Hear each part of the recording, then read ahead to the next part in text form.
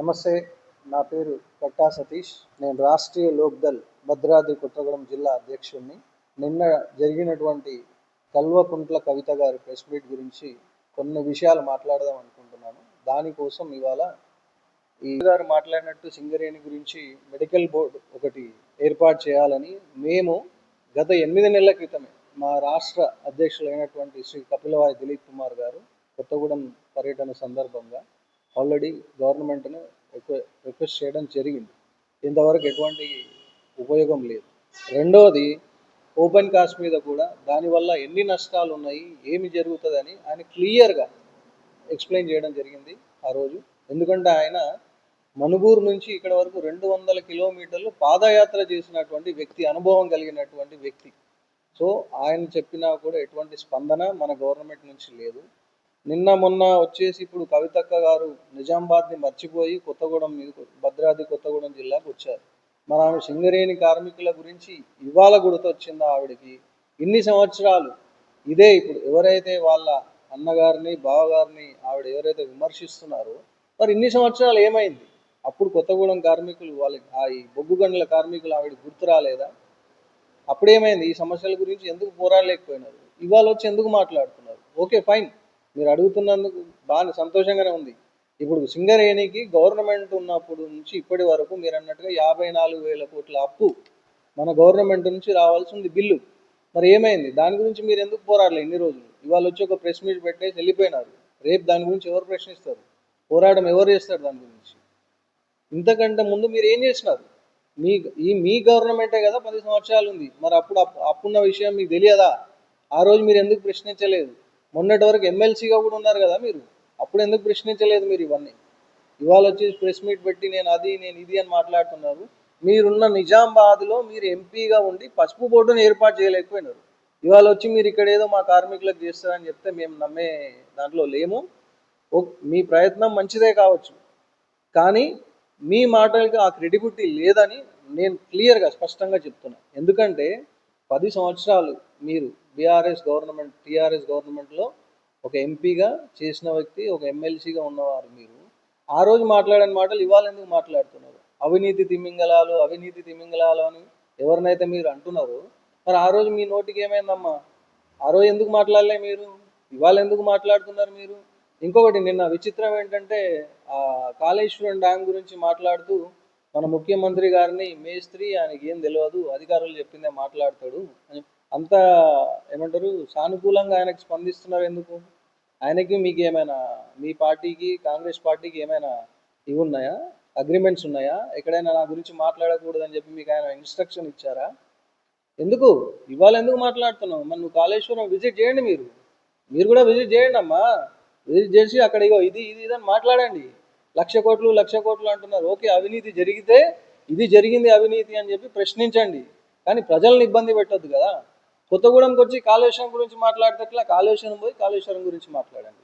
కొత్తగూడెంకి వచ్చినప్పుడు ఇక్కడ కార్మికుల గురించి మాట్లాడండి. మరి మేము ఆర్ఎల్డి పార్టీ నుంచి ఒక స్లోగన్ ఇచ్చినాం, ఇక్కడ పనిచేసే బొగ్గు గనుల కార్మికులే భాగస్వాములు అవ్వాలి, సింగరేణిలో వాళ్ళే పార్ట్నర్స్ అవ్వాలి, కష్టార్జితం వాళ్ళది, లాభాలు ఎవరో తింటారా? అది మేము ఆల్రెడీ మా అధ్యక్షుల వారు ఎప్పుడో చెప్పిన మాట. ఇప్పటికీ మాది ఒకటే నినాదం, ఎవరైతే కష్టపడుతున్నారో వాళ్ళే సింగరేణికి ఆదాయానికి అర్హులు. ఇప్పుడు సింగరేణిలో పనిచేసి ఏమన్నారు, ఆమె నడుములు వంకర పోయి కాళ్ళు వంకర పోయి ఉంటాయి అన్నారు. మరి వాళ్ళకి సింగరేణిలో కొన్ని వేల ఎకరాల ల్యాండ్ ఉంది. మరి రిటైర్ అయిన వాళ్ళకి 200 గజాలు ఇళ్ల స్థలం ఇప్పియండి అమ్మా, రండి, మేము కూడా మీతో కొట్లాడతాం. ఇవి చేయండి. పనికి మాలిన మాటలు, పనికి మాలిన ఇవి చెప్పి నీతులు చెప్పి పోవద్దమ్మా. అట్లా మేము మాట్లాడితే మీ వాళ్ళని వీళ్ళని అనడం కాదు. మీరు ఏం చేస్తారు చెప్పండి. మేము అది చేసినాం, మేము ఇది చేసినాం కాదు. ఇప్పుడు ఇన్ని సమస్యలు ఉన్నాయి, రండి పోరాడదాం, గవర్నమెంట్కి అగేన్స్ట్గా పోరాడదాం, రండి. మీరు ఆమరణ నిరాహార దీక్ష చేస్తూ అంటున్నారు కదా, మేము కూడా సపోర్ట్ చేస్తాం. ఒక మంచి కాజ్ అయితే మేము కూడా సపోర్ట్ చేస్తాం. ఇక్కడ రాజకీయాలు కాదు మాకు కావాల్సింది, కార్మికులకి లాభం జరగాలి, దానికోసం మేము కట్టుబడి ఉన్నాం. మా రాష్ట్ర నాయకుడు దిలీప్ కుమార్ గారు ఈ మాట ఎప్పుడో చెప్పినారు. మరి దాన్ని దృష్టికి తీసుకెళ్దాం, రండి. 54,000 కోట్ల అప్పు గురించి కొట్లాడదాం, కార్మికులకు ఇళ్ల స్థలాల గురించి కొట్లాడదాం, రండి. వాళ్ళకి ఏది మీరు అన్నట్టుగా వారసత్వ ఉద్యోగాల గురించి మాట్లాడదాం, మెడికల్ బోర్డు గురించి మాట్లాడదాం. బాగుంది, ఇది మాట్లాడదాం, ఇది మాట్లాడండి. ఇప్పుడు మీటింగ్ అయిపోయింది. పర్పస్ ఆఫ్ మీటింగ్ ఏంటి? మీరు పెట్టి సింగరేణి గురించి మాట్లాడి లాస్ట్లో ఒక అటెన్షన్ క్రియేట్ చేయాలని చెప్పేసి మీ అన్నని మీ బావాని తిట్టడం మీకు బాగా అలవాటు అయిపోయింది. తిమింగలాలు అమ్మ, ఒకప్పుడు నువ్వేంటిది, నువ్వు ఎక్కడెక్కడ ఏమేమి చందాలు వసూలు చేసినావు, నిన్ను కలవాలంటే ఎవరు ఎట్లా డబ్బులు ఇచ్చి మీటింగ్ ఫిక్స్ చేసుకునేటోళ్ళు, ఇవన్నీ మాకు తెలుసు. ఇవన్నీ ఇప్పుడు మాట్లాడితే ఎట్లుంటుంది? బాగుండదు. మీరు సమస్య గురించి వచ్చినప్పుడు సమస్య గురించి మాట్లాడండి. మీ ఇంటి కొట్లాటలు మాకు అక్కర్లేదు. ఆయన తిన్నాడు, ఈయన తిన్నాడు. ఒకప్పుడు మీరు ఎట్లుండే, ఇవాళ మీ ఇంటి ఖరీదే 100 కోట్లు. ఈ 100 కోట్లు ఎక్కడికి వెళ్ళి వచ్చినాయి చెప్పండి. వాళ్ళు 1400 కోట్లు తీద్దాం. ఫస్ట్ మీ 100 కోట్లు ఎట్లా వచ్చినాయి చెప్పండి నాకు. ఇలా మీ బ్యాంక్, మీ పార్టీ ఇదేంటి చెప్పండి. ఎట్లా పెట్టినారు మీరు? మీకు డొనేషన్స్ ఎక్కడి, ఎవరు ఇచ్చినారు? ఎక్కడికి వెళ్ళి వచ్చింది మీకు ఫండ్ ఈ కార్యక్రమాలు చేయాలంటే? ఇప్పుడు మేమున్నాం రాష్ట్రీయ లోక్దళ్ పార్టీ, మాది సెంట్రల్ పార్టీ. మేము మా అంతటా మేమే చేసుకుంటున్నాం. మాకేం పార్టీ ఫండ్ లేదు, ఎవరు ఇచ్చేవాళ్ళు లేరు, అవసరం కూడా లేదు. మేము ఒక లక్ష్యంతో వచ్చినాం రాజకీయాలు. మీరు కడుపు నిండి పదవి లేక పదవి కావాలని కొట్టుకుంటున్నటువంటి ఆరాటం ఇది.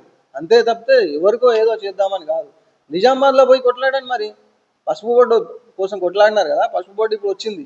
మరి ఎందుకు తెలియపోయినారు మీరు ఎంపీగా ఉన్నప్పుడు? మీరు ఓడిపోయిన తర్వాత అయినా కూడా ఫైట్ చేయొచ్చు కదమ్మా. అదే ఏరియాలో మీరు నిలబడి కంటిన్యూస్గా గెలుస్తున్నారు కదా. ఓడిపోయినా అక్కడే ఉండి మీరు నిలబడాలి కదా. ఇక్కడ దాకా వచ్చి ఎందుకు ఇవన్నీ? దేనికోసం? ఈ రాజకీయాలు మానేసి సమస్యల మీద కొట్లాడేది ఉంటే రండి, మేము మీతో ముందుకు నడుస్తాం. అంతేగాని పనికి మాలిన మాటలు మాట్లాడకండి. మీరు మాట్లాడిన ప్రతి ఒక్క విషయం మా రాష్ట్ర అధ్యక్షుల వారు 8 నెలల క్రితం ఇదే కొత్తగూడెంలో ప్రెస్ మీడియాలో మాట్లాడినటువంటి విషయాలే. కొత్తగా మీరు చెప్పింది ఏం లేదు. దీంట్లో నేను ఇంకొక 2 మీకు చెప్తున్నా. కార్మికులకి 200 గజాల స్థలాన్ని ఇప్పించేలాగా మనం పోరాడుదాం రండి. ఎందుకంటే ఎంతోమంది రిటైర్మెంట్ అయిన తర్వాత పిల్లల చదువులకని దానికని దీనికని డబ్బులు పోయి వాళ్ళు కిరాయి ఇళ్లల్లో ఉంటూ ఇబ్బందులు పడుతున్నారు. అట్లీస్ట్ వాళ్ళకి మనం ఒక సహాయం చేసిన వాళ్ళం అవుతాం ఎప్పటికీ. రండి, ఇలాంటి మంచి పనులు చేద్దాం రండి. మేము చెప్పేది ఒకే ఒక విషయం. మేము గత 8 నెలల క్రితం మా రాష్ట్ర అధ్యక్షుల వారు చెప్పినట్టు సింగరేణి కార్మికుల వారికి లాభాల్లో వాటా ఇవ్వాలి, వాళ్ళకి 200 గజాల స్థలం ఇవ్వాలి, ప్లస్ మెడికల్ బోర్డు ఇమ్మీడియట్గా స్టార్ట్ చేయాలి. ఇవి 3 మాత్రం మా పార్టీ నుంచి మేము కోరుకుంటున్న ఇది. ఇంకోటి లోకల్గా కూడా ఇప్పుడు నిన్న కూనంనేని సాంబశివరావు గారి గురించి కూడా మాట్లాడినారు. ఓకే, నేను కూడా ఆయన గారిని సూటిగా 2 ప్రశ్నలు అడగాలనుకుంటున్నాను. సార్, మీరు ఒక సంవత్సరం క్రితమో ఏమో మన కొత్తగూడెం బస్ స్టాండ్ రూపురేఖలు మారిపోతాయి అని చెప్పి ఒక కొబ్బరికాయ కొట్టేసి ఏదో పూజ చేసి వెళ్ళినారు. ఇవాళ వరకు ఒక ఇటుక అక్కడ పేర్చలేకపోయినారు. ఇప్పుడు వర్షాకాలం, నిన్న చూస్తే డ్రైనేజ్ కంపు అంటే మీరు ఉన్నప్పుడు మీ దాంట్లో కొత్తగూడెం బస్ స్టాండ్ అనేది అవుతుందా సార్? ఇది నా ఫస్ట్ క్వశ్చన్ మీకు స్ట్రైట్గా.